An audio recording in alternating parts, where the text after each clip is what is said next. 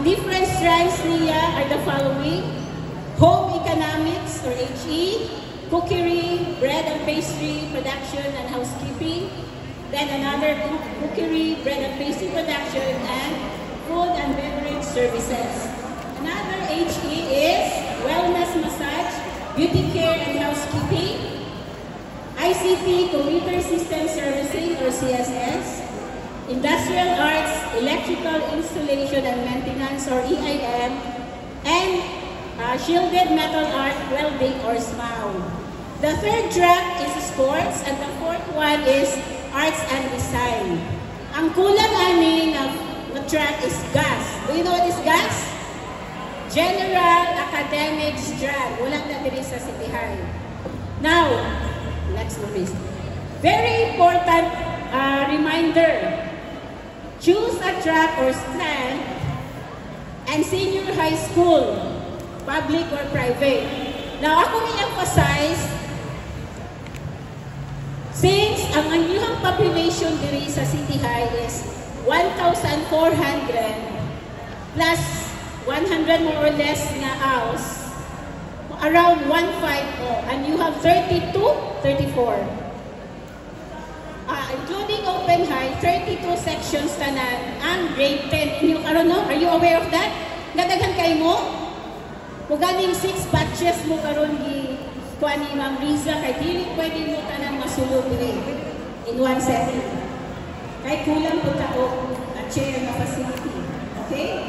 Now, ang reality is this. Ang senior high school section sa grade 11, we only have 22 sections.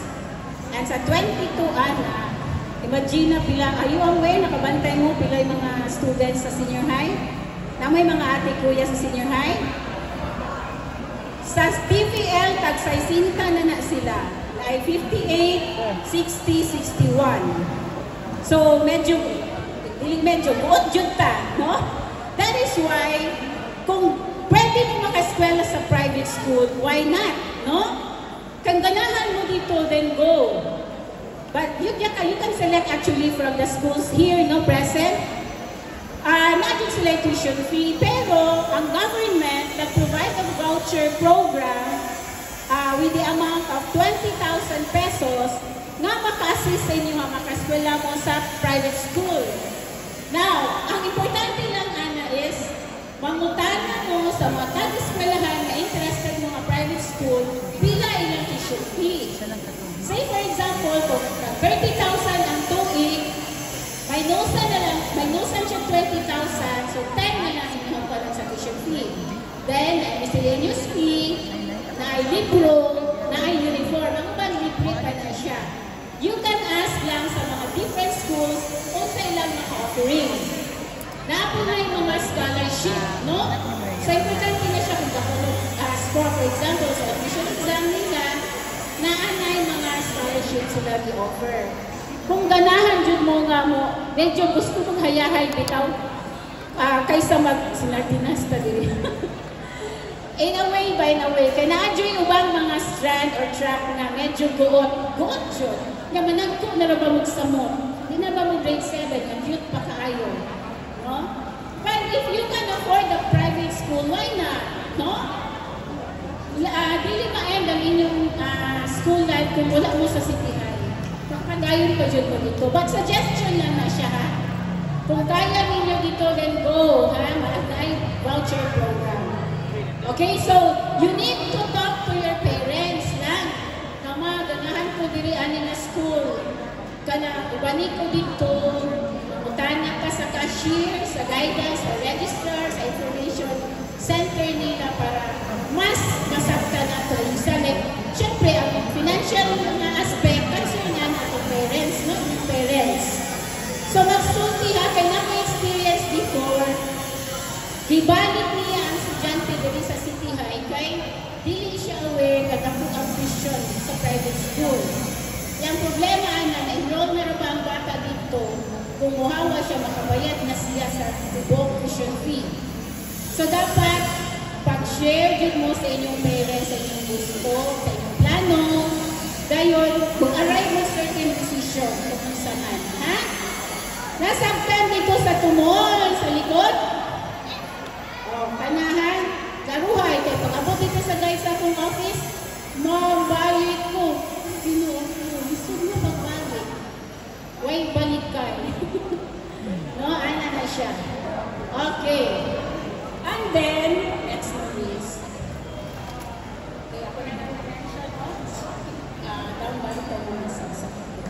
okay, kaning second slide.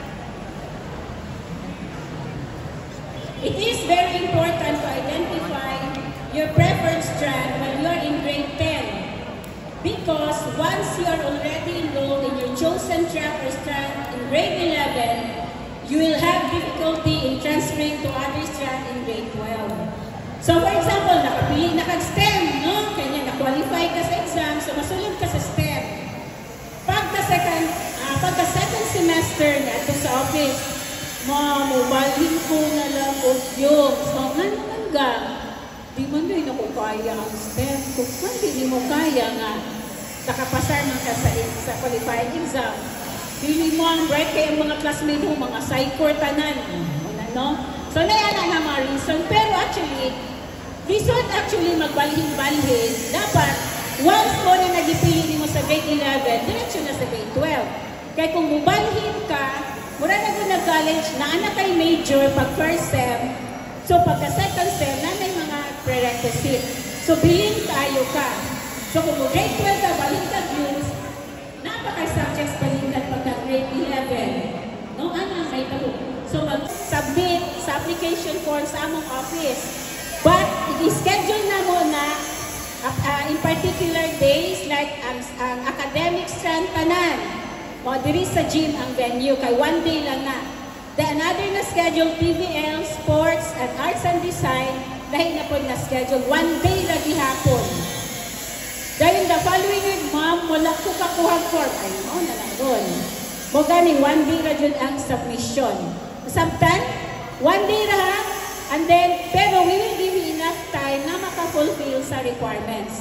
So, importante, you will read all the contents in the application form before you fill it out. Naiuban na visit the guidance office sa senior high, sa Senin Agabon Building, office hours 8 to 12, 1 to 5 p.m. Okay? Thank you very much and thank you for listening. Ngayong hapon.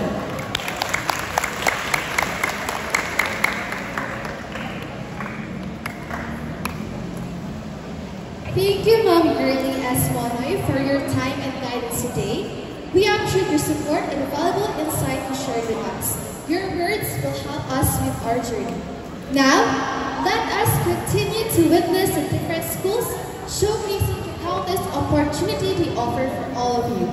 Let us welcome the School of St. Lawrence Institute of Technology. A round of applause, please. Now, you can ask our graduates, wala gid bayad bisan piso. Klaro na. Anak ka, yun anak ka attractive ang akong ihatag sa inyo ang right opportunity. Aside from that, because we are applying for a 3-year diploma in TESDA, we submitted our application last December 2024. If that application, God's permit, and TESDA approve our application for a 3-year diploma, and you enroll in our school, and then graduate in our school, you are priority to receive the 3-year diploma scholarship program. Meaning to say, kung muadto mo college, ang first year, second year, o third year ninyo, scholar yapon mo, walay mayroon nun, kay masulod mo na mo sa among scholarship and 3-year diploma from TESDA. So, ang inyong bayaran lang sa 4th year ninyo, college is only your 4th year, o like ang graduating na mo. Di ba attractive kayo? Aside from that, kung maka-receive ka namin your scholarship from TESDA, our students is our priority to receive additional scholarship. Dahil naman yung scholarship sa TESDA kay naay mga programs na naay allowance. So, dugagan pa imuhang skills, imbis na pa kay tulong, dugagan pa kang isa or tuha, you are attractive for enrollment globally and abroad. Di ba gwapo kayo, makita mahibaw na kayo sa inyong dinikanan na makahuman sa senior high school without paying even 1 peso.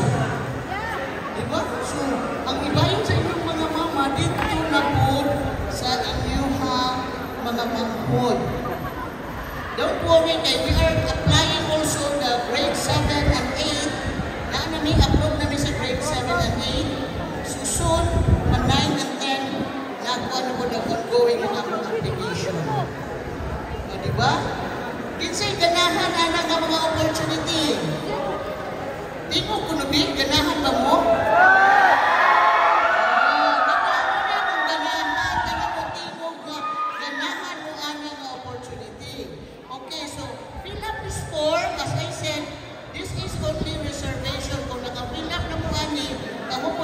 Priority nga naka-reserve na mo enroll in case mapuno ang City High kay dapat may excess dili kung may mangilong at mo enroll sa access so kay quality man yung kayo ng City High dili na pwede nga dili quality ang excess ang yun ang amuang kumaon dili ang tanan gamay biya mong eskwelahan that's why we have reservation gamay man ba small but terrible. What terrible yun kay we have quality education and our faculty is grabe caliber. Mga magna cum laude ang among i-hire.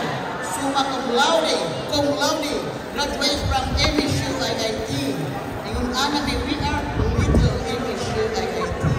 Because we are advertising our quality education. Anak ay, we do believe that our students, listen, we do believe that our students or our graduates is our best advertisers in our school. Tama man ang manabi dayon na at dumus ay access kay ako ang mga graduates, ang mga sila na namin sa ilang mga silingan, tingala namin, ma'am, kasi may nag-introduce niyo namin mag-enroll natin, ang inyong graduate, huwag mag-idain mo bayad. Isang piso na yun, katong wala po di-qualify sa buwan, kana wala po di-qualify sa voucher, wala po ninyo ipag-gusto pabayan na mag-graduate. It's true. Because our advocacy also is helping people. Although this is business, pero that's why wala may top up. Kaya, saan pa naman nagkakwarta kung matakatabang sa mga tao? Because I do believe if you help people, that's blessing. Follow na dahil ng money kung taga-tagrasya sa Ginoo. Diba? So we are happy sa itong mga estudyante. Okay? So, any question? Kasabot bang tanan? Don't worry itong mga student who want to take nursing, doctors, wala man business, you can take UMS, pare-parihar na sila. Dagan namin nag-graduate na mga UMS na niprosito mga nursing sa mga medical schools. Dito. Dahil ang mga graduates, na ako sa Facebook, if you see our Facebook, makita ninyo dito, ang mga graduates ako, graduate ko sila ito, mga cum laude, sa issue na awan, magna cum laude, o nilili ko ng mga graduates. Ang ilang foundation, because strong po ang foundation na you are globally competitive on your college level. At di po ka maulawan. Okay, so no more question? Okay.